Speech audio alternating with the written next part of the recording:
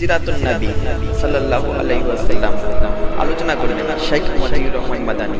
আসসালামু আলাইকুম ওয়া রাহমাতুল্লাহি ওয়া বারাকাতুহু। ইন্নাল হামদালিল্লাহ নাহমাদুহু ওয়া নাস্তাঈনুহু ওয়া নাস্তাগফিরুহু ওয়া নাউযু বিল্লাহি মিন শুরুরি আনফুসিনা ওয়া মিন সাইয়্যাতি আমালিনা। মান ইয়াহদিহিল্লাহু ফালা মুদিল্লা লাহু ওয়া মান ইউদ্লিল ফালা হাদিয়া লাহু ওয়া আশহাদু আল লা ইলাহা ইল্লাল্লাহু ওয়াহদাহু লা শারীকা লাহু ওয়া আশহাদু আন্না মুহাম্মাদান আবদুহু ওয়া রাসূলুহু সাল্লাল্লাহু তাআলা আলাইহি ওয়া আলা আলিহি ওয়া সাহবিহি ওয়া সাল্লামা তাসলিমান কাসীরা আম্মা বাদ। সম্মানিত দিনী ভাতৃমণ্ডলী, আল্লাহ রাব্বুল আলামিনের প্রশংসা এবং রাসূলুল্লাহ সাল্লাল্লাহু আলাইহি সাল্লামের উপর সালাত ও সালামের পরে আজ মঙ্গলবার 24শে জিলহজ 1442 হিজরি মোতাবেক 3রা আগস্ট 2021 ধারাবাহিক আলোচনা সিরাতুন নবী সাল্লাল্লাহু আলাইহি ওয়াসাল্লামের পর্ব নম্বর 33। বিষয়বস্তু আল ইসরা ওয়াল মেরাজ, নবী করিম সাল্লাল্লাহু আলাইহি ওয়াসাল্লামের নৈশ ভ্রমণ এবং মেরাজের ঘটনা, রাত্রের সফর এবং মেরাজের কাহিনী।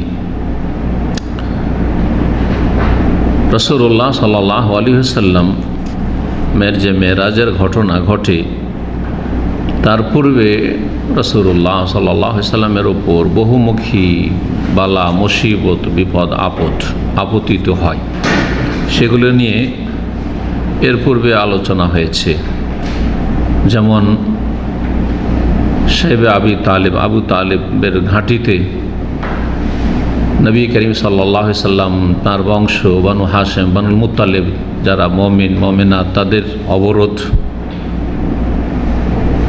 এবং তাদের থেকে খাদ্য পানীয় সব কিছুকে বয়কট করা, ব্যবসা বাণিজ্য চলাফেরা লেনদেন সব কিছু মক্কার কাফেরদের বয়কট, যার মাধ্যমে যে ক্ষুধার কষ্ট, এটা রাসূলুল্লাহ সাল্লাল্লাহু আলাইহি সাল্লামের ওপর, সাহাবায়ে কেরামদের ওপর, মুমিনাতদের ওপর যা এসেছে তা ভাষায় প্রকাশ করা যাবে না। এই এক কষ্ট, মানসিক শারীরিক কষ্ট কাফের মুশরিকদের পক্ষ থেকে। তারপরে রাসূলুল্লাহ সাল্লাল্লাহু আলাইহি সাল্লামের সবচাইতে প্রিয়তমা একমাত্র স্ত্রী, প্রথম সহধর্মিণী উম্মুল মুমিনিন খাদিজা রাদিয়াল্লাহু তাআলা আনহার ইন্তেকাল।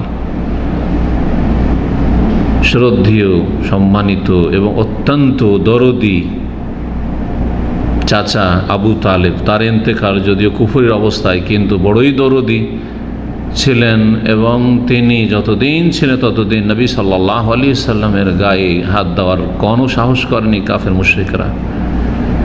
তাদের ইন্তেকালের পরে তখন এই দুঃসাহসিকতা বেড়ে যায় কাফের মুশরিকদের, তাতে মানসিক শারীরিক সব দিক থেকে নবী করিম সাল্লাল্লাহু আলাইহি ওয়াসাল্লাম যে ভেঙে পড়েছিলেন। যে বছরটিকে বলা হয় আমুল হুজন, শোকের বছর, দুঃখের বছর। তারপরে রাসূলুল্লাহ সাল্লাল্লাহু আলাইহি সাল্লামের তায়েফ সফরে গেলেন, আর সেখানেও নিরাশ হলেন, বরং নির্যাতিত হলেন, জুলমের শিকার হলেন, অবহেলিত হলেন, সেখান থেকে ফিরে আসলেন। এ সমস্ত যে বালা মুসিবতের পাহাড়গুলি এসে আপতিত হয়েছিল রাসূলুল্লাহ সাল্লাল্লাহু আলাইহি সাল্লামের ওপর, আল্লাহ রাব্বুল আলামিন চাইলেন যে তার এইসব বালা মুসিবতগুলি আমি হালকা করে দেব, এমন কিছু অসাধারণ তাকে দেব যার মাধ্যমে এই সমস্ত বিপদগুলি কিছুই না তার কাছে। আর সেটি হচ্ছে একটি অসাধারণ ঘটনা, একটি মুজিজা, একটি অলৌকিকত্ব, এমন অসাধারণ অলৌকিকত্ব যেটি সবচেয়ে বড় মুজিজা বলা যেতে পারে কোরআন কারীমের মুজিজার পরে, মেরাজের ঘটনা। রাসূলুল্লাহ সাল্লাল্লাহু আলাইহি সাল্লামকে জমিনে সফর করিয়ে মক্কাতুল মুকাররমা থেকে বাইতুল মুকাদ্দাস প্যালেস্টাইনে নিয়ে যাওয়া হলো, সেখান থেকে 7 আসমানের উপরে নিয়ে যাওয়া হলো। আল্লাহ রাব্বুল আলামিন তার সাথে কথা বললেন এবং সেখান থেকে ফিরে আসলেন।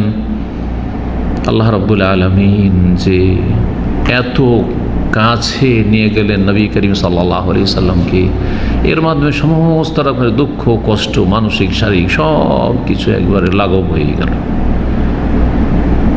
এসব বালা মুসিবত বিপদ আপদের উত্তম বিকল্প হিসেবে আল্লাহ রাব্বুল মেরাজ দান করেছেন।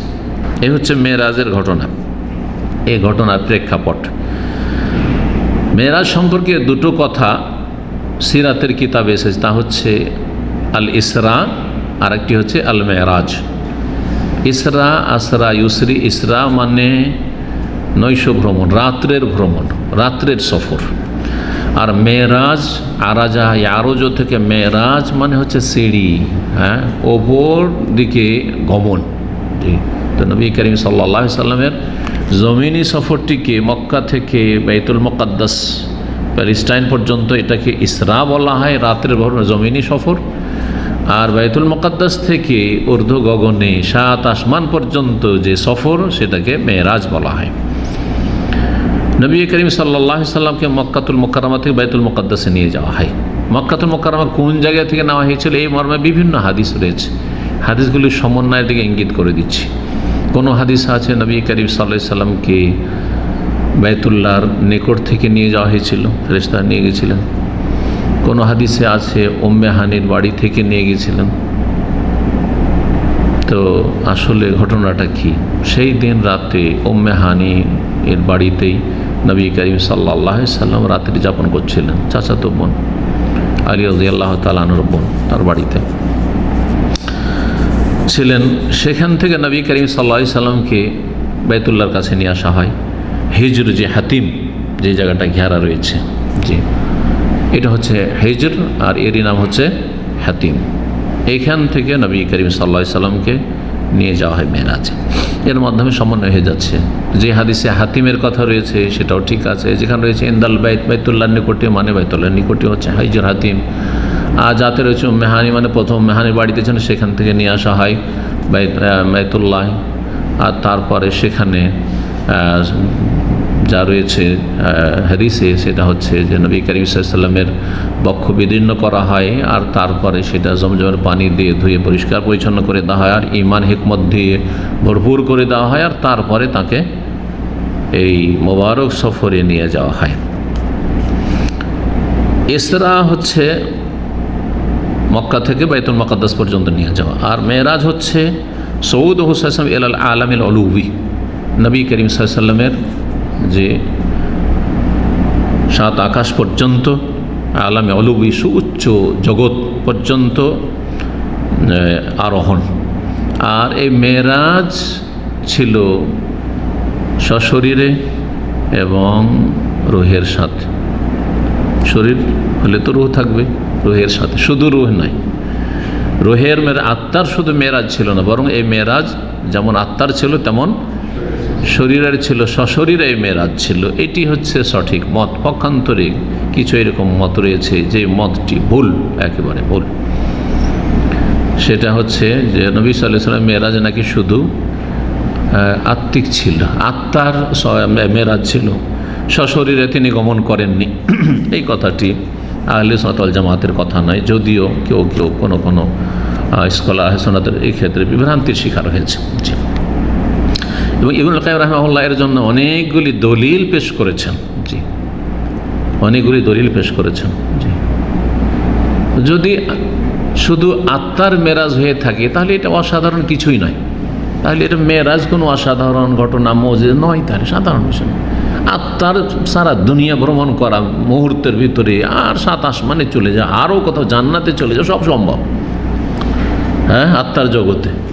কিন্তু সশরীরে যাওয়াটাই হচ্ছে অসাধারণ। জি, এই জন্য আল্লাহ রাব্বুল আলামিন যখন এই নৈশ ভ্রমণের কথা বর্ণনা করেছেন সূরা বনী ইসরাঈল, সূরাতুল ইসরা, একটি সূরা নাম হচ্ছে সূরাতুল ইসরা, সেটিকে শুরুই করেছেন সুবহানা দিয়ে, সুবহানাল্লাযী আসরা বিআবদিহি,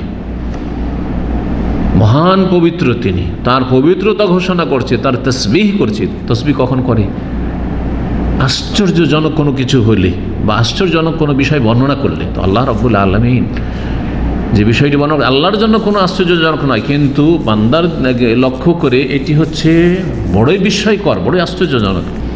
এই যে আল্লাহ সুবহানাল্লাযী আসরা বিআবদিহি, পাক পবিত্র সেই সত্তা সমস্ত ত্রুটি দুর্বলতা থেকে, যিনি রাতারাতি তার বান্দা মুহাম্মদ সাল্লাল্লাহু আলাইহি সাল্লামকে নিয়ে গেছেন লাইলান রাতারাতি মিনাল মসজিদে হারাম থেকে মসজিদে আকসা পর্যন্ত। আচ্ছা, এই মেরাজের কথা কি কোরআনে কারিমে আছে কি না, এটা একটা প্রশ্ন। এর উত্তর, কোরআনে কারিমে জমিনি সফরের কথা স্পষ্ট আছে, যা সূরা আল ইসরার প্রথম আয়াত, সুবহানাল্লাযী আসরা বিআবদিহি লাইলাম মিনাল মাসজিদিল হারাম ইলাল মাসজিদিল আকসা আল্লাযী বারাকনা হাওলাহু, যার চারপাশে বরকত আমি রেখে দিয়েছি। জি, যেমন মক্কায় বরকত রয়েছে, যেমন মদিনায় বরকত রয়েছে, তেমন ফিলিস্তিনে বাইতুল মুকদ্দাস চারপাশেও আল্লাহ বরকত দিয়েছে। আরদুল আম্বিয়া, নবীদের ভূমি। লেনরিয়াহু মিন আয়াতিনা, কেন আমি এই নৈশ ভ্রমণে নিয়ে গেছিলাম, যাতে করে তাকে আমার বহুমুখী নিদর্শনাবলী দেখায়। ইন্নাহু সামিউল বাসীর, নিশ্চয় আল্লাহ সব কিছু শোনেন এবং সব কিছু দেখেন। কিন্তু মেরাজের কথা, বাইতুল মুকদ্দাস থেকে যে 7 আসমানের ওপর গেলেন, এর কথা কোরআনে কারিমে আছে কিনা, এই বিষয়ে মুফাসসিরিনদের, তাফসীরকারদের দুটো মত রয়েছে। একদম বলছেন কোরআনে কারিমে নেই। তারা সূরা নাজমের আয়াতগুলি সম্পর্কে বলছেন না, এটা এই প্রসঙ্গ, মেরাজ প্রসঙ্গ নয়, জিবরাইল আলাইহিস সালাম সম্পর্কে অথবা এইরকম আর কি। কিন্তু অধিকাংশ তাফসীরকারগণ বলছেন যে না, এর কথাও ইঙ্গিতে, এইভাবে স্পষ্ট ইসরার মতো না থাকলে ইঙ্গিতে বরং বিষয়গুলি উল্লেখ করা হয়েছে। বেশ কিছু মেরাজে যেসব ঘটেছে তার বেশ কিছু বিষয় উল্লেখ করা হয়েছে। আয়াত নম্বর 7 সূরা নাজম থেকে শুরু করে 18 পর্যন্ত, সূরা নাজমের আয়াত নম্বর 7 থেকে নিয়ে 18 পর্যন্ত, তাতে কি রয়েছে? শুরু হয়েছে ওয়াহুয়া বিল উফুকিল আলা, তিনি সাল্লাল্লাহু ওয়াহুয়া, তিনি মানে নবী সাল্লাল্লাহু আলাইহি ওয়াসাল্লাম না জিবরাইল। যারা বলছে জিবরাইল, তো নবী সাল্লাল্লাহু আলাইহি ওয়াসাল্লাম, তাহলে নবী সাল্লাল্লাহু আলাইহি ওয়াসাল্লাম কথা যাওয়ার কথা গেছেন, অস্বীকার করেনি, কিন্তু কোরআনে কারিমে নেই, কিসে আছে? হাদিস আছে, তারা বলছে। কিন্তু ওয়াহুয়া আর তাফসীর হচ্ছে নবী করিম সাল্লাল্লাহু আলাইহি ওয়াসাল্লাম। তো নবী সাল্লাল্লাহু আলাইহি ওয়াসাল্লাম সুউচ্চ দিগন্তে অবস্থান করেছেন, ওয়াহুবিল উফুকিল আলা, সুম্মা দানা, তারপর নিকটবর্তী হলেন, ফাতাদাল্লা, আরও কাছাকাছি হয়ে গেলেন, ফাকানা কাবা কাউসাইনা আদনা, দুটো তীরের মতো বা তার চাইতে বেশি কাছাকাছি হয়ে গেলেন। আল্লাহ রাব্বুল আলামিন কাছাকাছি হয়েছেন, কিন্তু আর কথাও বলেছেন আল্লাহ রাব্বুল আলামিন তার সাথে, কিন্তু দেখেছেন রবকে কিনা এই বিষয়ে দ্বিমত থাকলেও সঠিক হচ্ছে যে নবী করিম সাল্লাল্লাহু আলাইহি ওয়াসাল্লাম রবকে দেখেননি। কারণ অনেক হাদিস এই মর্মে রয়েছে, তার মধ্যে আয়েশা রাদিয়াল্লাহু আনহার হাদিস রয়েছে, নূরুন আন্না আরাহু, আল্লাহ রাব্বুল সত্তা জাত তো হচ্ছে নূর, আর নূর আলো, আর আলো জ্যোতি, কি করে আমি দেখতে পারি? এই হাদিসও রয়েছে, আয়েশা রাদিয়াল্লাহু তাআলা আনহার বর্ণিত হাদিসে রয়েছে যে মান হাদ্দাসাকুম, কেউ যদি তোমাদেরকে বলে আন্না মুহাম্মাদ সাল্লাল্লাহু আলাইহি ওয়াসাল্লাম রাআ রাব্বাহু, যে মুহাম্মদ সাল্লাল্লাহু আলাইহি ওয়াসাল্লাম চক্ষে তার রবকে দেখেছেন, ফাকাদ আযামাল ফিরিয়াতা, সেই ব্যক্তি চরম মিথ্যা কথা রচনা করল, চরম মিথ্যা কথা রচনা করল। সেই জন্য বেদাতিরা যে বলে থাকে যে নবী সাল্লাল্লাহু আলাইহি ওয়াসাল্লাম আল্লাহকে দেখেছেন, না, মুসা আলাইহিস সালাম আল্লাহকে দেখেননি, আল্লাহ মুসা আলাইহিস সালামের কথা বলেছেন, নবী সাল্লাল্লাহু আলাইহি সাল্লামের সাথেও কথা বলেছেন, কিন্তু আল্লাহকে দেখেননি। আল্লাহকে দেখবে আল্লাহর বান্দারা, মুমিন বান্দারা, তার আগে আম্বিয়া রসুলগণ, সিদ্দিকিন, শুহাদা, তারপরে সালেহিন, তার কোথায়? আখিরাতে দেখবে, জান্নাতে, তারপরে হাসরের মাঠেও হতে পারে। কয়েকটি ক্ষেত্রের কথা রয়েছে, আকীদা ওয়াসতিয়ার আলোচনায় আমি বিষয়গুলি আলোচনা করেছি।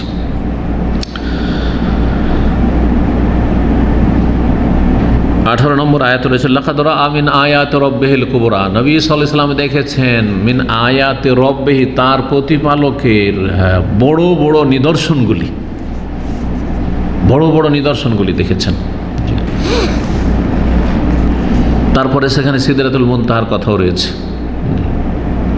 তো নবী করিম সাল্লাল্লাহু আলাইহি ওয়াসাল্লাম 7 আসমান পর্যন্ত গিয়েছেন, এটা কোরআনে কারিমে সূরা নাজমে রয়েছে। আচ্ছা, মেরাজ ঘটেছে কখন? এই মেরাজের ঘটনা এই নিয়ে 6টি মত রয়েছে।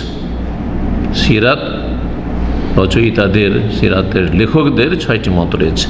একটি মত হচ্ছে যে নবী সাল্লাল্লাহু আলাইহি ওয়াসাল্লাম যেই বছরে নবুয়ত পেয়েছেন সেই বছরই, তার মানে 40 বছর বয়সেই, কিন্তু এই মতগুলি সব দুর্বল। দ্বিতীয় মত হচ্ছে নবুয়ত প্রাপ্তির 5ম বছরে, তৃতীয় মত হচ্ছে যেটি বেশি প্রসিদ্ধ, যেটি খ্যাতি লাভ করে আছে জনসমাজে এবং তার সাথে সাথে আলেম সমাজেও, তা হচ্ছে 27শে রজব নবুয়ত প্রাপ্তির 10ম বছরে, নবুয়তের 10ম বছর, তার মানে কত বছর বয়সে?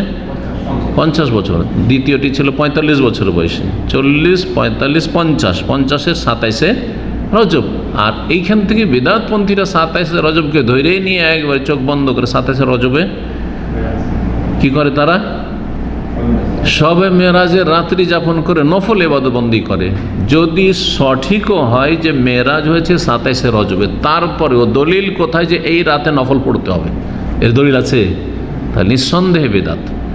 মেরাজ 27শে রজবে যদি হয়েও থাকে, তবুও সেই রাতে কোনো নফল পড়ার বিশেষভাবে কোনো আমাদের বৈধতা নেই, হারাম, বিদআত। যে কোনো রাতে আপনি যেমন ইবাদত করেন ওই রকম সেই রাতে ইবাদত করবেন। একমাত্র লাইলাতুল কদর ছাড়া এমন কোনো রাত নেই যেই রাতে বিশেষভাবে আপনি কোনো ইবাদতবন্দি করবেন, যে আমার এটি জন্মের রাত, সুতরাং আজকে খুব ইবাদতবন্দি করি। আজকে আমি অ্যাক্সিডেন্ট হয়ে আল্লাহ এই তারিখে গত বছরে আমি বা অমুক বছরে অমুক সালে আমি কি হয়েছি, আলহামদুলিল্লাহ বেঁচে গেছি, সুতরাং এই রাতে বিশেষ ইবাদত করি। এই রাতে আমার বিয়ের অনুষ্ঠান হয়েছিল, সেই জন্য আমি রাত্রি জেগে ইবাদত করি। সব বেদাত, জি, আপনারও অন্যেরও। জি। তৃতীয় উক্তি তাহলে ছিল 27শে রজব নবুয়ত প্রাপ্তির 10ম বছর। 4 নম্বর উক্তি হচ্ছে যে 17 রমজান নবুয়ত প্রাপ্তির 12 বছর, 12 বছর, তার মানে 52 বছর বয়সে, 52 বছর বয়সে 17 রমজান। কেউ কেউ বলছেন না, রমজানে না, ওটা মুহররমে ছিল। হ্যাঁ, নবুয়ত প্রাপ্তির 12 বছরের মুহররম মাসে। কয় নম্বর হলো? 5টি উক্তি হয়ে গেছে। 6 নম্বর উক্তি হচ্ছে যে 17 রবিউল আউয়াল নবুয়ত প্রাপ্তির 13তম বছর। তার মানে নবী সাল্লাল্লাহু আলাইহি ওয়াসাল্লামের তখন বয়স কত হয়েছিল? 53 হয়ে গেছে।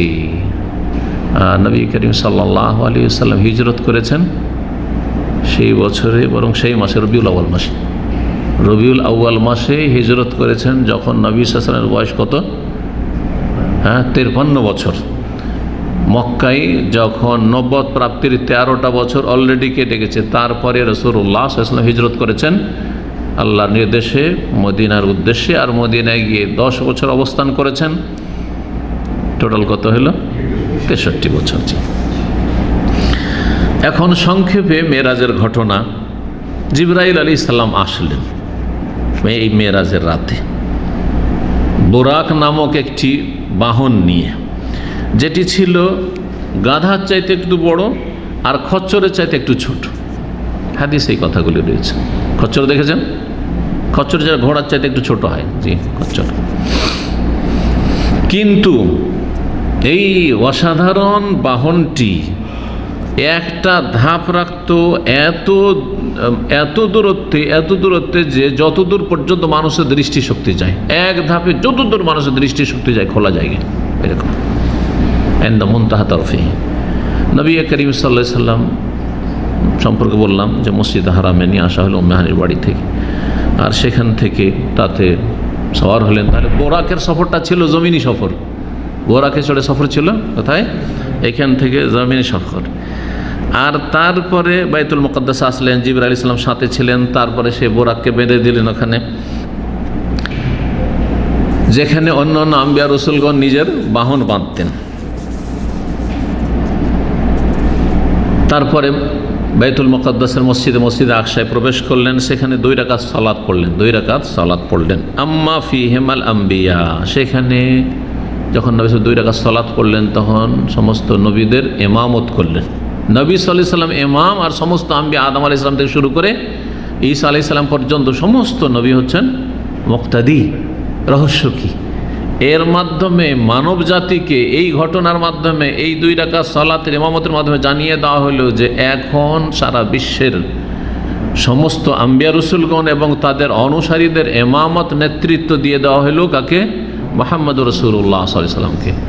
তার নিয়ে আসা দিন এবং তার নিয়ে আসা মহাগ্রন্থ আল কোরআন মেনে নেওয়া ছাড়া কারো কোনো উপায় নেই, এমনকি কোনো নবী রসুল বেঁচে থাকলেও।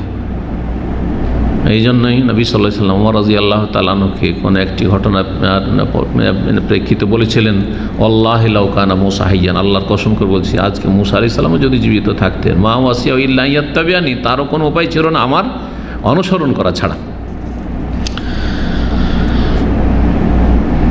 রাসূলুল্লাহ সাল্লাল্লাহু আলাইহি ওয়াসাল্লামের কাছে জিবরাইল আলাইহিস সালাম একটি পাত্র নিয়ে আসলেন মদের, আর একটি পাত্র নিয়ে আসলেন দুধের, আরেকটি পাত্র নিয়ে আসলেন দুধের। নবী করিম সাল্লাল্লাহু আলাইহি ওয়াসাল্লামকে অপশন দিলেন, হাদিস রয়েছে যে এটা দুটোই আছে, একটা নেন আপনি, যেটা আপনার ইচ্ছা। ফাখতার আল্লাহ বানা, নবী সাল্লাল্লাহু আলাইহি ওয়াসাল্লাম দুধেরটা চয়েস করলেন।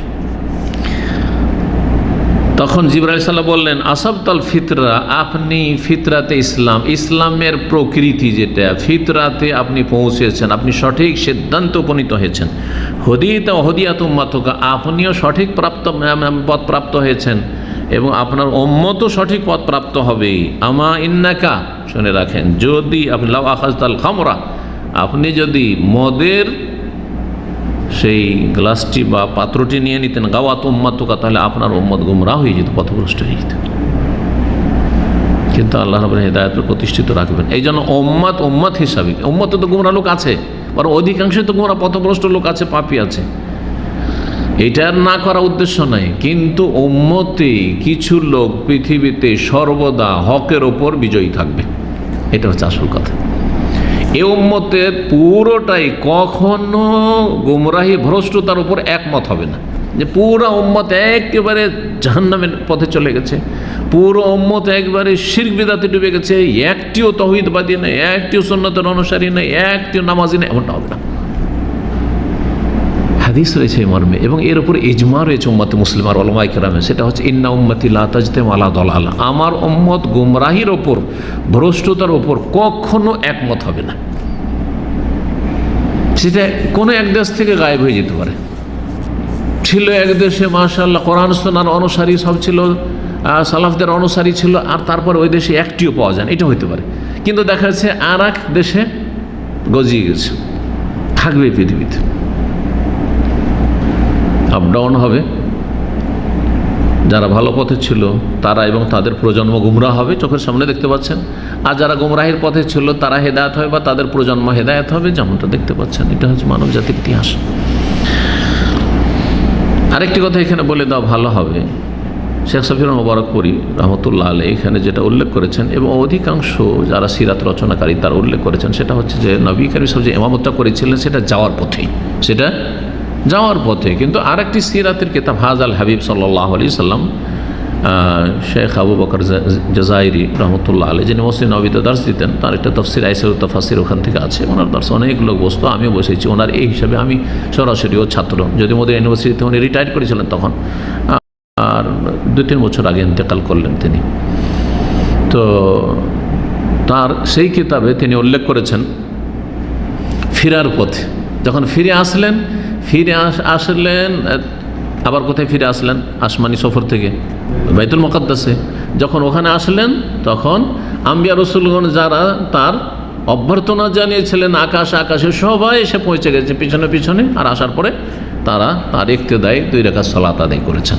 তাহলে এটিও মত রয়েছে এই মর্মে, আল্লাহ তাআলা আলাম। ঠিক, এটা হয় দুনিয়ার ক্ষেত্রে। কোনো বড় নেতাকে যেমন যখন পৌঁছেন প্রথম, তখন তাকে রিসিভ করার জন্য আহলান ও সাহলান করে আসে, বিদায় করার সময় বিদায় করতে বেশ কিছু দূর পর্যন্ত বিদায় করতে যায়, বিদায় করেন তো ঠিক ওই রকম। জি হ্যাঁ, তো হতে পারে এটাও, আল্লাহ তাআলা আলাম। তাহলে এই বিষয়ে 2টি মত রয়েছে।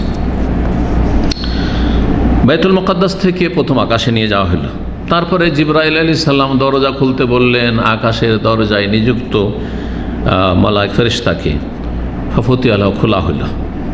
সেখানে গিয়ে দেখছেন আদম আলাইহিস সালামকে আবুল বাশার, সমস্ত মানব জাতির পিতা আবুল বাশার কোনো মানুষের নাম রাখা সমীচীন নয়, কারণ সমস্ত মানুষের বাপ কে? একমাত্র আদম ছাড়া অন্য কেউ না আবুল বাশার। জি হ্যাঁ, আবুল আউলাদ, কয়েক সন্তানের আপনি বাপ, আমি কয়েক সন্তানের বাপ, কিন্তু মানব জাতির বাপ পিতা আদম আলাইহিস সালাম আবুল বাশার। কিন্তু আমাদের সে লোকেরা আবুল বাশার অহরহ, বাশারও রাখে আর আবুল বাশার রাখে। সালাম দিলেন নবী করিম সাল্লাল্লাহু আলাইহি ওয়াসাল্লাম, সালামের জবাব দিলেন আদম আলাইহিস সালাম এবং ওয়ারহাবা বিহি, তাকে মারহাবা বললেন, মারহাবান বিবনি সালেহ, ও নবী সালেহ, ইবনু বলে সন্তান বলে সম্বোধন করেছেন আদম আলাইহিস সালাম এবং ইব্রাহিম আলাইহিস সালাম। আর বাকি নবী রাসূলগণ সবাই বিল আখি সালেহ ও নবী সালেহ, নেক নবী এবং নেক ভাই বলেছেন তারা, এবং নবুয়তের স্বীকৃতি দিয়েছেন। প্রত্যেক আকাশে যেই যে নবীর সাথে দেখা হয়েছে, রাসূলের সাথে দেখা হয়েছে, তারা নবুয়তের স্বীকৃতি দিয়েছেন। কীভাবে? মারহাবান বিন নবী, নবীকে মারহাবা বলছে, তারা তার নবুয়তের স্বীকৃতি দিয়েছেন। সেখানে দেখলেন যে আদম আলাইহিস সালামের ডান দিকে বেশ কিছু ব্যক্তি আছে। যখন ওইদিকে আদম আলাইহিস সালাম তাকাচ্ছেন ডান দিকে, তখন হাসতে লাগছেন। কেন হাসছেন? কারণ এগুলো হচ্ছে আর ওয়াহু সোয়াদা, এরা হচ্ছে যারা ভাগ্যবান তাদের আত্মা, যারা জান্নাতি তাদের আত্মা। জান্নাতিদেরকে যখন দেখছেন যে আমার সন্তানরা এরা জান্নাতি, তখন খুশি হয়ে যাচ্ছেন, হাসছেন। ওয়াহি আসারি আসুয়েদার, বাম দিকে যখন তাকাচ্ছেন তখন দেখছেন যে অনেক লোক সেখানে, এজা নাজারা এলিহিম, সেই দিকে যখন আদম আলাইহিস সালাম তাকাচ্ছেন, কাঁদতে শুরু করছেন। এই দৃশ্য দেখলেন রাসূলুল্লাহ সাল্লাল্লাহু আলাইহি ওয়াসাল্লাম। কারণ বাম দিকের লোকগুলি ছিল আর ওয়াহুল আশকিয়া, যারা হতভাগা, যারা বদ প্রকৃতির লোক, যারা জাহান্নামী, তাদের আত্মা ছিল। তাদেরকে দেখে কান্না করছিলেন যে আমার সন্তান, আমার ওরস জাতিগুলো, আর এরা জাহান্নামের ইন্ধন হবে। আম্বিয়া রাসূলগণ অত্যন্ত মায়া মানব জাতির ওপর, সবচেয়ে বেশি মায়া করেছেন উম্মতের ওপর এবং মানব জাতির ওপর, মুসলিম অমুসলিম সবার ওপর আম্বিয়া রাসূলগণ। আর তার মধ্যে সবচেয়ে বেশি মায়া মমতা ছিল রাসূলুল্লাহ সাল্লাল্লাহু আলাইহি ওয়াসাল্লামের, রহমতুল্লিল, বিশ্ব জাহানের জন্য তিনি রহমত। দ্বিতীয় আকাশে নিয়ে যাওয়া হলো, সেখানে জিবরাইল আলাইহিস সালাম খুলতে বললেন, খোলা হলো। যখন খোলা হয় তখন প্রত্যেক আশা কিন্তু জিজ্ঞাসা করেছে, কে আপনি? বলছে জিবরিল। ওমান মাক, আপনার সাথে কে? বলছে যে মুহাম্মদ সাল্লাল্লাহু আলাইহি ওয়াসাল্লাম। তখন মারহাবা বলছে, হ্যাঁ বেহি ওমের, তো এই আদেশই দেওয়া হয়েছে যে মুহাম্মদ সাল্লাল্লাহু আলাইহি ওয়াসাল্লামকে যখন নিয়ে আসা হবে আজকে খুলে দেবেন, আমাকে আল্লাহর পক্ষ থেকে আদেশ দেওয়া হয়েছে। জি, এইভাবে তারা খুলে দিতেন। যখন দ্বিতীয় আকাশে গেলেন, সেখানে দেখলেন দুই খালাতো ভাই বলা হয়েছে কাকে? ইয়াহিয়া বিন জাকারিয়া আলাইহিস সালামকে এবং ঈসা বিন মারিয়াম পুত্র ঈসাকে। তো ঈসা আলাইহিস সালামের সাথে ইয়াহিয়ার সম্পর্ক, আত্মীয়তার কি সম্পর্ক? খালাতো ভাই বোন হচ্ছেন মারিয়াম আলাইহিস সালাম আর ইয়াহিয়া, কারণ জাকারিয়া আলাইহিস সালাম হচ্ছেন খালু কার? মারিয়াম আলাইহিস সালামের। তাহলে ঈসা আলাইহিস সালাম খালাতো ভাই না, ঈসা আলাইহিস সালামের মা হচ্ছে খালাতো বোন কার? ইয়াহিয়া আলাইহিস সালামের। কিন্তু আরবরা এইভাবে বলে থাকে, এই জন্য হাদিসে রয়েছে ইবনাইল খালা, খালার দুই সন্তান। জি, খালার দুই সন্তান, সন্তানের সন্তানকে আরবরা সন্তানই বলে। জি, সালাম দিলেন দুইজনকে, তাহলে দুই নবীকে সেখানে পেলেন। সালামের জবাব দিলেন এবং আহলান ও সাহলান বললেন, মারহাবা করলেন এবং তার নবুয়তের স্বীকৃতি দান করলেন। তৃতীয় আকাশে নিয়ে যাওয়ালে সেখানে ইউসুফ আলাইহিস সালামকে দেখলেন, তাকে পৃথিবীর সমস্ত সৌন্দর্যের অর্ধেক সৌন্দর্য দেওয়া হয়েছে, শাতরুল হুসন। সালাম করলেন, সালামের জবাব পেলেন, আর তারপরে ইউসুফ আলাইহিস সালাম আহলান ও সাহলান মারহাবা বললেন এবং নবুয়তের স্বীকৃতি দান করলেন। চতুর্থ আকাশে গেলেন, সেখানে ইদ্রিস আলাইহিস সালামকে পেলেন। ইদ্রিস আলাইহিস সালাম সম্পর্কে বেদাতের মধ্যে একটি ভ্রান্ত ধারণা আছে। ইদ্রিস আলাইহিস সালামকে জীবিত উঠানো হয়েছে, কোনো দলিল নেই। ওরাফানো মাকান আলিয়া, তাকে সূরা মারিয়াম আল্লাহ বলেছেন তাকে সুউচ্চ স্থানে উন্নীত করেছে। উঠিয়েছি মানে জীবিত উঠিয়েছে না, তিনি জীবিত আছেন। আর তাদের ওই সব গাঁজাখুরি কিতাবে আমি কোনো এক সময় ছোটোকালে পড়েছিলাম যে 4 জন নবী জীবিত আছে, ওই রকম মানে জীবিত তাদেরকে উঠানো হয়েছে, তারা মারা যায়নি, শুধু ঈসা আলাইহিস সালাম না। কিন্তু কোরআনে কারীমে ঈসা আলাইহিস সালামের কথা শুধু প্রমাণ হয়েছে, আর কোনো প্রমাণ নেই কোরআনে বা হাদিসে। সুতরাং এসব কথা হচ্ছে মিথ্যা, উদ্ভট কথা। সালাম করলেন, সালামের জবাব দিলেন ইদ্রিস আলাইহিস সালাম এবং আহলান ও সাহলান বললেন, যেমন আগের নবীরা করলেন ঠিক ওই রকমই, এবং নবুয়তের স্বীকৃতি দিলেন। পঞ্চম আকাশে গেলেন, সেখানে হারুন বিন ইমরান, মুসা আলাইহিস সালামের ভাই হারুন আলাইহিস সালামকে পেলেন। সালাম দিলেন তাকে এবং সালামের জবাব তিনি দিলেন, আহলান ও সাহলান মারহাবা করলেন আর নবুয়তের স্বীকৃতি দান করলেন। ষষ্ঠ আকাশে গেলেন, সেখানে মুসা আলাইহিস সালামের সাথে দেখা হইলেন। সালাম দিলেন নবী করিম সাল্লাল্লাহু আলাইহি সাল্লাম, সালামের জবাব দিলেন মুসা আলাইহিস সালাম এবং তাকে অভিনন্দন জানালেন। নবুয়তের স্বীকৃতি দান করলেন। যখন সেখান থেকে অতিক্রম করে এগিয়ে চলে যাচ্ছেন, তখন মুসা আলাইহিস সালাম কাঁদতে শুরু করলেন। তখন তাকে জিজ্ঞাসা করা হলো, জিবরিল আলাইহিস সালাম জিজ্ঞেস করলেন, মায়ুব কি, কেন কান্না করছেন আপনি? মুসা আলাইহিস সালাম কাঁদছেন কেন? ফকাল আব কি, আমি এই জন্য কাঁদছি যে লিয়ান্না গোলামান বয়সা মিন বাদি, আমার পরে একজন বালক নবী হয়েছেন, তিনি মুহাম্মদ সাল্লাল্লাহু আলাইহি সাল্লাম। মুসা আলাইহিস সালামের তুলনায় বালক, সেজন্য গোলাম বলেছেন। তখন তিনি গোলাম বালক না, কিন্তু আমার তুলনায় জুনিয়র হিসাবে। তো আমার পরে তিনি, এখানে উদ্দেশ্য মানহানি করাও নয়, এটা অবশ্যই উদ্দেশ্য নয়। আমার পরে একজন বালককে নবী করা হয়েছে, যার উম্মত থেকে যারা জান্নাতে প্রবেশ করবে তাদের সংখ্যা আমার উম্মতের জান্নাতের তুলনায় অনেক বেশি। এই জন্য বড় আক্ষেপ করে কান্না করছি, হাইরে হতভাগা আমরা। হিংসা করে নয়, হিংসা করে হয়তো তাহলে হারাম হিংসা করা, তাই না?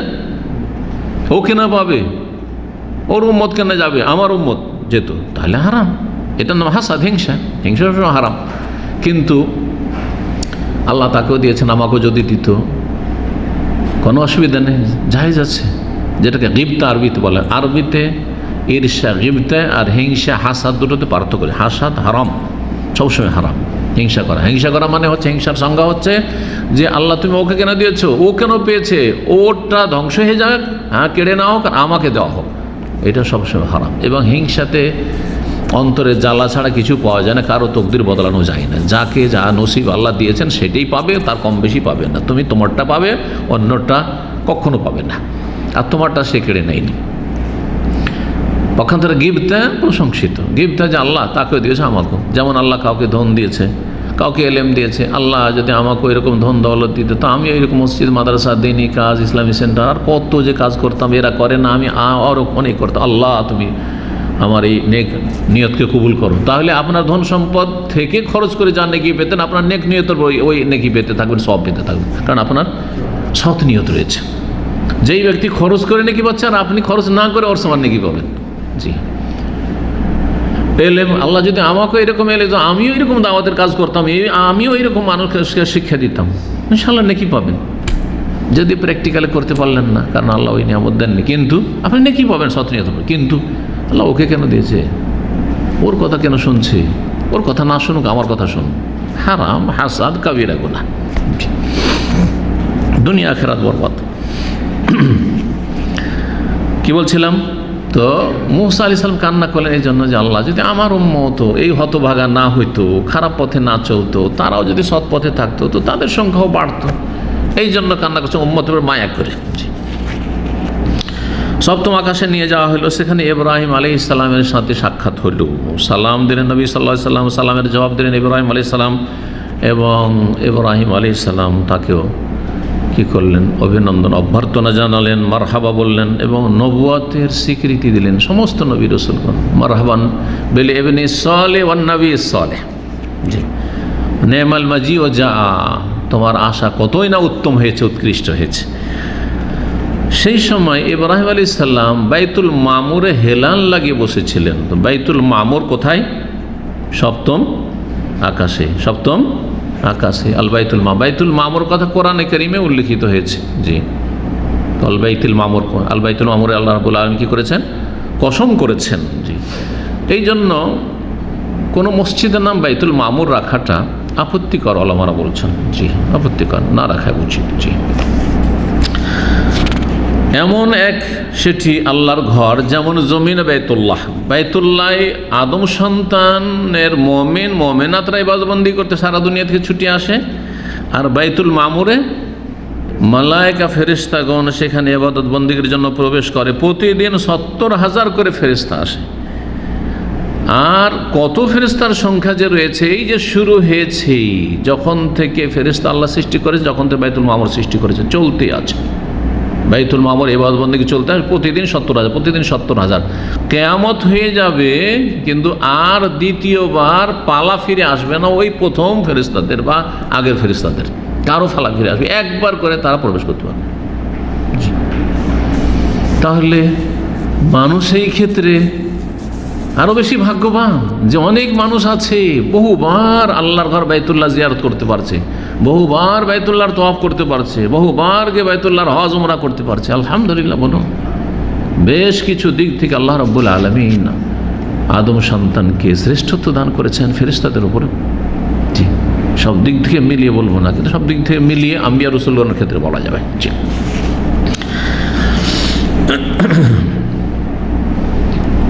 তারপরে সিদরাতুল মুনতাহা আল্লাহ রাব্বুল নবী সাল্লাল্লাহু আলাইহি সাল্লামের সামনে পেশ করা হলো, মানে সিদরাতুল মুনতাহা দেখতে পেলেন। দেখলেন যে সিদরাতুল মুনতাহা কি? সিদরাতুল মানে বড়ই গাছ, বরের গাছ, জি, কুল গাছ, জি, বিশাল বড় গাছ, যার পাতাগুলি হচ্ছে হাতির কানের মতো। হাতির কান দেখেছেন না? হ্যাঁ। আর তার ফলগুলি হচ্ছে দুনিয়ার বড়ই কত ছোট ছোট, হ্যাঁ, যতই বড় হোক এই, কিন্তু এক একটি ফল এক একটি বড়ই এই সিদরাতুল মুনতাহা হচ্ছে কাল কেলাল, বড় বড় মটকার মতো।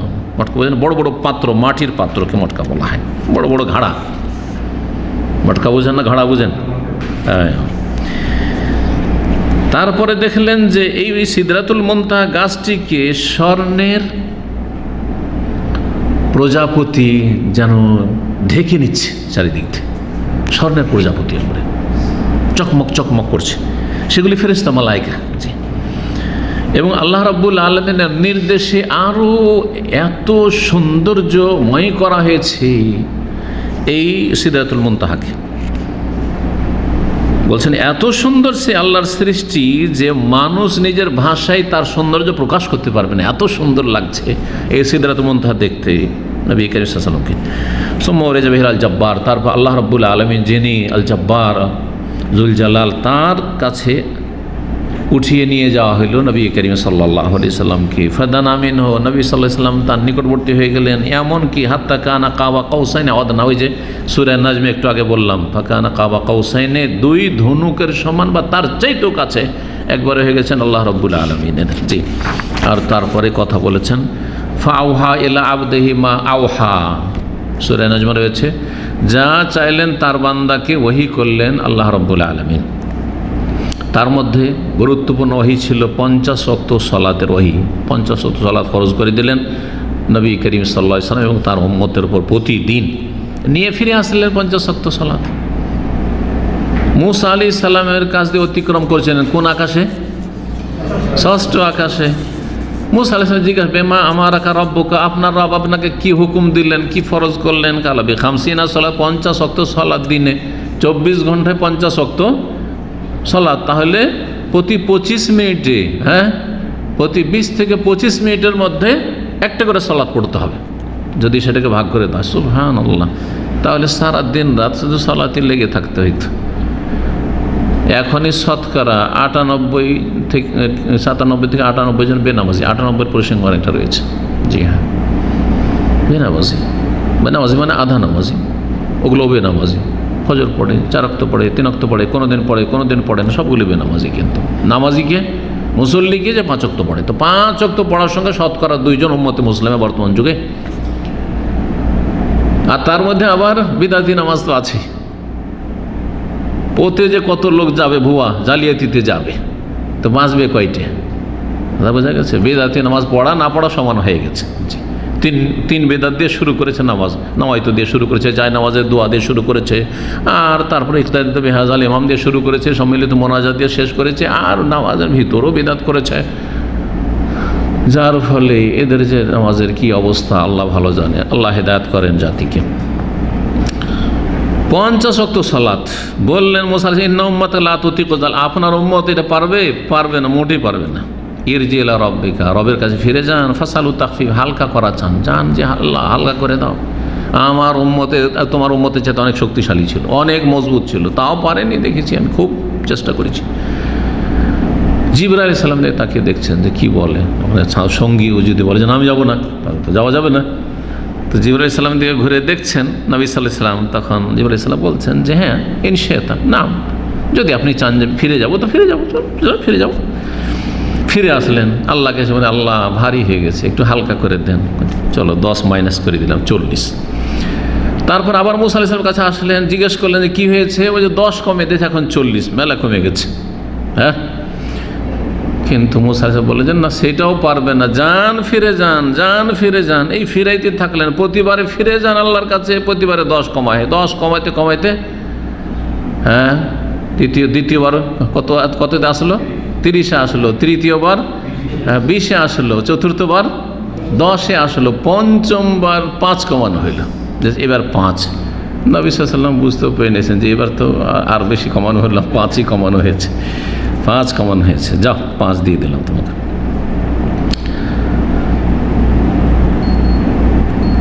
মুসা আলাইহিস সালাম যখন 5 নিয়ে ফিরেছেন রাসূলুল্লাহ সাল্লাল্লাহু আলাইহি ওয়াসাল্লাম, তখন জানার পরে বলছেন যে শোনেন, ওয়াল্লাহি আল্লাহর কসম করে বলছে আপনাকে, লাকাদ রাওয়াদতু বনি ইসরাইল, অন্য riwayat লাকাদ আলাজতু বনি ইসরাইল, কত কষ্ট যে করেছি বনি ইসরাইলকে হেদায়েত করার জন্য এবং নামাজি বানাবার জন্য। তাহলে তাদেরও সালাত ছিল, এর চাইতে কম ছিল তাদের সালাত, এর চাইতে কম ছিল। ফাদাউফু আনহু, কিন্তু তারা দুর্বলতা প্রকাশ করেছে, ও তারা সালাত পরিত্যাগ করেছে, তাই পারেনি। আপনার উম্মত 5 পারবে না। নবী করিম সাল্লাল্লাহু আলাইহি ওয়াসাল্লাম কাদ ইস্তাহিয়াইতু মির রব্বি, আমি আমার রবের কাছে লজ্জা পেয়ে গেছি, আর কতবার ফিরে যাব? 5 বার ফিরা হয়ে গেছে, আর পারবো না। ওয়ালাকিন্নী আরদা ওয়া উসাল্লিম, তবে আমি সন্তুষ্ট 5-এ, এবং আল্লাহ যা করেছে তা আমি শির নত করে মেনে নিলাম। ফালামা বাউদা, ওখান থেকে যখন আরেকটু দূরে চলতে লেগেছে, নৌদিয়া, তখন আল্লাহ রাব্বুল পক্ষ থেকে ডাক এসেছে ওপর দিক থেকে। আল্লাহ স্বয়ং বলছেন, আনকাদ আমদাইতু ফরিদাতি, আমার এই ফরজ 5 ওয়াক্ত সালাতকে আমি চূড়ান্ত করে দিলাম। ওয়া খাফফাফতু আন ইবাদি, আর আমার বান্দাদের উপর আমি হালকা করে দিলাম। আসলে ছিল তাদের জন্য 50, কিন্তু আমি সেটাই কমাইতে কমাইতে 5 করে দিলাম। আর শোনো, 5 করলাম তার মানে শুধু 5-এর সওয়াব দিব, নেকি দিব, প্রতিদান, এমন কথা না। হিয়া খামসুন, সেটা আদায়ের দিক থেকে 5, কিন্তু ওয়াহুন্না খামসুন, সেটা নেকি সওয়াবের দিক থেকে হচ্ছে 50। লা ইউবাদদালুল কাউলু লাদাই, আমার পক্ষ থেকে কথার কোনো রকমের রদবদল হবে না, হেরফের হবে না। যাও, আমি ঘোষণা করে দিলাম। তাহলে আলহামদুলিল্লাহ, এই জন্য খুব খুশি লাগে আমাদেরকে, আলহামদুলিল্লাহ খুব খুশি লাগে যে 5 ওয়াক্ত সালাত পড়তে পারলে 50 ওয়াক্ত পেয়ে গেলাম। কারণ মিনিমাম সওয়াব হচ্ছে মানজাবিল হাসানাতে ফালাহু আশরু আমসালিহা, যেই ব্যক্তি নেকি নিয়ে আসবে একটি যে কোনো নেকির কাজ, তার জন্য কত রয়েছে? 10 গুণ রয়েছে, কোরআনে কারীমের ঘোষণা। সুতরাং সালাতের ক্ষেত্রেও সেটি, বরং সেটি প্রথম প্রযোজ্য তাওহীদ এবং সালাতের ক্ষেত্রে, আর তারপর অন্য নেবাদ বন্দিগের ক্ষেত্রে। নবী করিম সাল্লাল্লাহু আলাইহি ওয়াসাল্লাম সেই রাতে মক্কাতুল মুকাররমা ফিরে আসলেন। সকাল হলো, জাতিকে জানালেন আল্লাহ রাব্বুল আলামিন তাকে যা কিছু দেখিয়েছেন, বড় বড় নিদর্শন। তখন তাদের মিথ্যার আচরণ আরও কঠিন হয়ে গেল, আরও মিথ্যা প্রতিপন্ন করতে লাগলো। এর মতো মৃত্যু কেউ আছে রে? আরও কষ্ট দিতে লাগলো, আরও তারা কষ্ট দিতে লাগলো, এবং তাদের মধ্যে কেউ তালি বাজতে শুরু করলো। আরে রে রে রে কী করছে দেখো দেখো, কেউ মাথায় হাত দিছে, কপালে হাত দিছে। আরে কি বলে রে, কি বলে, অবাক। হ্যাঁ, বিস্ময় প্রকাশ করতে লাগলো আর অস্বীকার করতে লাগলো। এমন কি কোনো করে রওয়ায়েত রয়েছে যে নিউ মুসলিম কিছু কিছু ছিল, তারা বিভ্রান্ত হয়ে গেল, এটা হইতেই পারে না, ঈমান না হয় নিয়ে এসেছিলাম, কালেমা পড়েছিলাম, তাই বলে এগুলো উদ্ভট কথা বিশ্বাস করবো, মুরতাদ হয়েছে। যার ভাগ্য খারাপ ছিল সে হয়েছে। মক্কার কাফের নেতারা ভাবলো যে এই সুযোগের সুযোগ, মুহাম্মদ সাল্লাল্লাহু আলাইহি ওয়াসাল্লামের 1 নম্বর সঙ্গী যেটা ডান হাত, তাকে আজকে ফিরাতে পারলে কাজ হয়ে যাবে, সব ফিরে যাবে, তাহলে একবারই সঙ্গ হয়ে যাবে। আবু বকর সিদ্দিকের বাড়ি চলে গেল। আবু বকর, খবর আছে কিছু?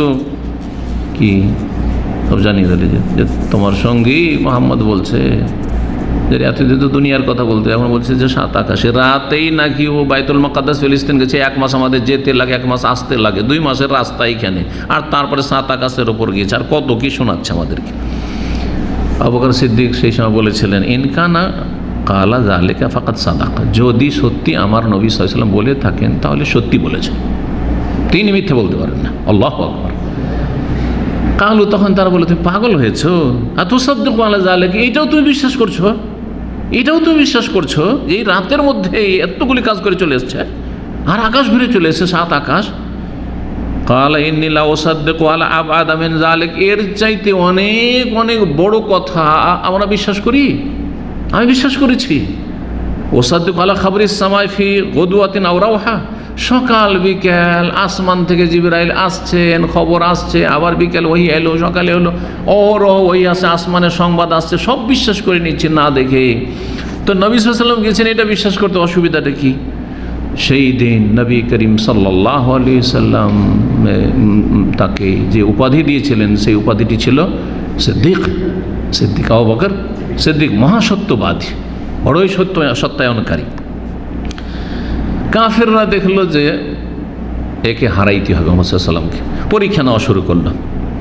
আচ্ছা মোহাম্মদ, আপনি যে ফিরে এসছেন বলছেন, তো বলেন তো বাইতুল মুকাদ্দাস গেছেন, তো মসজিদের কয়টা দরজা আছে, কোনটা দরজা কোন দিকে আছে, বাইতুল মুকাদ্দাস মসজিদ আকসার ডানে বামে কি আছে, পূর্ব পশ্চিমে কি আছে, উত্তর দক্ষিণে কি আছে, এই সব যদি জানালা আর দরজা জিজ্ঞাসা করা শুরু করে, কে বলতে পারে? এখন যদি আমাকে জিজ্ঞাসা করে, জানালা তো বাদ দেন, ইসলামিক সেন্টারে কয়টা দরজা, তাই তো বলতে পারবো না, ঠিক না? 23 বছর হয়েও বলতে পারবো না, ঠিক কিনা? নবী করিম সাল্লাল্লাহু আলাইহি ওয়াসাল্লামকে যখন এরকম কথা জিজ্ঞাসা করলো মক্কার কাফেররা লাজবাব করার জন্য, যাতে করে কোনো জবাব না থাকে তার কাছে, তখন তা বলেছে, দেখো মিথ্যুক, বলতে পারে না, ঘুরে এসছে তো বলতে পারছে না কেন? আর জীবনে কোনোদিন তিনি জাননি। তো অন্য হাদিসে রয়েছে, এখানে উল্লেখ করেননি শেখ, কিন্তু অন্য হাদিসে রয়েছে, কারব তো কুরবাতান লাম আকরব মিসলকা, তো আমি এত পেরেশান হয়ে গেলাম তাদের প্রশ্নের উত্তরে, কেমন করে উত্তর দেবো আমি? কয়টা দরজা, কয়টা জানলা, পূর্ব পশ্চিম উত্তর দক্ষিণে কি আছে না আছে, এগুলো তো আমি দেখতে যাইনি, আমাকে যে কাজে নিয়ে সে কাজে চলে গেছি, আর রাতের সফর।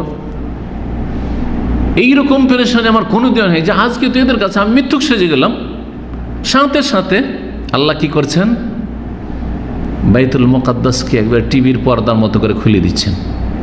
আজকালকার যে টিভি, এই টিভির আবিষ্কার ওখান থেকে। এই ঘটনা, এটা আমাদের ইসলামের যে বর্তমান যে টিভির পর্দায় সারা বিশ্ব দেখছেন, বা ইন্টারনেটে সারা বিশ্ব দেখছেন আপনি অনলাইনে, এগুলো অসাধারণ কিছু নয়, কারণ এর চাইতে 1400 বছর আগে আল্লাহর কাছে কোনো কিছু অসাধারণ না। বলছেন ফাজাল্লাল্লাহু লি বাইতুল মাকদাসে, বাইতুল মুকাদ্দাসকে আল্লাহ আমার জন্য সুস্পষ্ট করে খুলে দিলেন, সামনে চলে আসলো। ফাতাফাকতু উখবিরুহুম আন আয়াত, এক একটি কথা আমি জিজ্ঞেস করতে, আসো আসো আসো, তোমরা কোথায় আছো, আসো। তো তারা কিন্তু ওই কাবার আশেপাশে বসেছিল, সব জিজ্ঞাসা করে নিয়ে বসে আছে, কেউ দাঁড়িয়ে আছে তামাশা দেখছে, আসো তোমরা কী কী জিজ্ঞেস করছো। আর এই যে বাইতুল মুকাদ্দাস দৃশ্যটা, বাইতুল মুকাদ্দাস যেহেতু উত্তর দিকে মক্কা কাবা ঘর থেকে, আর উত্তর দিকে হচ্ছে হিজর হাতিম যে ঘেরাটা, ওই দিকেই কিন্তু খুলে গেছে একেবারে বাইতুল মুকাদ্দাস, দেখতে পাচ্ছেন টিভির মধ্যে, আমরা টিভি সেট করা আছে ওখানে, বিশাল একটা টিভি সেট করা আছে, দেখছেন আর বলছেন, যা জিজ্ঞাসা করছে এক একটা করে, এক একটা দরজা, এক একটা জায়গা, যেইটা জিজ্ঞাসা, এক একটা জানালা, কোনটা কোন দিকে আছে, কি আছে কোন দিকে, সব বলে দিলেন, সব বলে দিলেন। তখন তারা বলছে, আরে কথাগুলি তো ঠিকই আছে, তবে আরও কিছু পরীক্ষা করি। আচ্ছা, সামদেশ থেকে আমাদের যে কাফেলাগুলি আসছে, তুমি তো সামদেশের রাস্তাতে গেলে এলে, ওরা কোথায় আছে বলো দেখি। আর ওরা আসবে, তখন জিজ্ঞাসা করে মিলিয়ে দেখবে মিলছে কিনা, যে অমুক দিন অমুক সময় তোমরা কোথায় ছিলে। নবী সাল্লাল্লাহু আলাইহি ওয়াসাল্লাম বললেন, তাদের উটের সংখ্যা কয়টা উট নিয়ে আসছে, তাদের কি অবস্থা আছে, কখন তারা পৌঁছিবে, আর কোন উটটি সামনে সামনে হাঁটছে। উটের অভ্যাস হচ্ছে একটা উট আমিরের মতো সামনে হাঁটবে, বাকিগুলো পিছনে পিছনে। যেমন বলে দিলেন নবী সাল্লাল্লাহু আলাইহি ওয়াসাল্লাম, তেমনই ঘটনা। ওরা যখন ফিরে আসলো একবার হুবহু এরকমই বলল। জিবরাইল আলাইহিস সালাম সকালবেলা ভোর হলো, তখন আসলেন মক্কাতুল মুকাররমায়, এসে 2 দিন অবস্থান করলেন। প্রথম দিন আউয়াল ওয়াক্তে বাস্তবে সালাত পড়ে ইমামত করে দেখিয়ে দিলেন জিবরাইল আলাইহিস সালাম ইমাম, রাসূলুল্লাহ সাল্লাল্লাহু আলাইহি ওয়াসাল্লাম মুক্তাদি। আর দ্বিতীয় দিন শেষ ওয়াক্তে, আর তারপরে বললেন যে হে মুহাম্মদ সাল্লাল্লাহু আলাইহি ওয়াসাল্লাম, এই হচ্ছে সালাতের ওয়াক্ত আপনার এবং আপনার উম্মতের জন্য, আউয়াল ওয়াক্ত এবং আখিরি ওয়াক্ত, প্রথম ওয়াক্ত এবং শেষ ওয়াক্ত দেখিয়ে দিলাম। এর মাঝেই তোমাকে এবং তোমার উম্মতকে সালাত আদায় করতে হবে। এখানেই আজকের মেরাজের আলোচনা শেষ হলো। আল্লাহ রাব্বুল আলামিন যেন আমাদেরকে দিন পালনের তৌফিক দান করে। যথাযথ মেরাজের সবচেয়ে বড় যে নির্দেশ আল্লাহ রাব্বুল আলামিনের 5 ওয়াক্ত সালাত, আল্লাহ যেন আমাদেরকে খুশুর সাথে সমস্ত রকমের যে সালাতের রুকুন ফরজ রয়েছে, ওয়াজিবাত রয়েছে, সুন্নাত রয়েছে, সমস্ত দিক সহ আল্লাহ নিষ্ঠার সাথে যেন আমাদেরকে সর্বদা আদায়ের তৌফিক দান করেন এবং মুসলিম সমাজের যারা আধা নামাজি বেনামাজি আল্লাহ তাদেরকে যেন হিদায়াত নসিব করেন এবং উম্মতে মুসলিমার যারা বিভ্রান্ত এবং ভুল সলাত আদায় করে তাদেরকে সঠিক বিশুদ্ধ সলাত আদায়ের জন্য আল্লাহ তৌফিক দান করেন এবং মেরাজ থেকে আমাদেরকে যথাযথ শিক্ষা নেওয়ার দিন দুনিয়ার কল্যাণের তৌফিক যেন দান করেন। আল্লাহ আমাদের জন্য দিনকে মোবারক করেন এবং দিনের দ্বারা আমাদের জীবনকে যেন মোবারক করেন। ওয়া সাল্লাল্লাহু সাল্লাম আলা নবিয়িনা মুহাম্মদ ওয়া আলা আলিহি ওয়া সাহবিহি আজমাইন।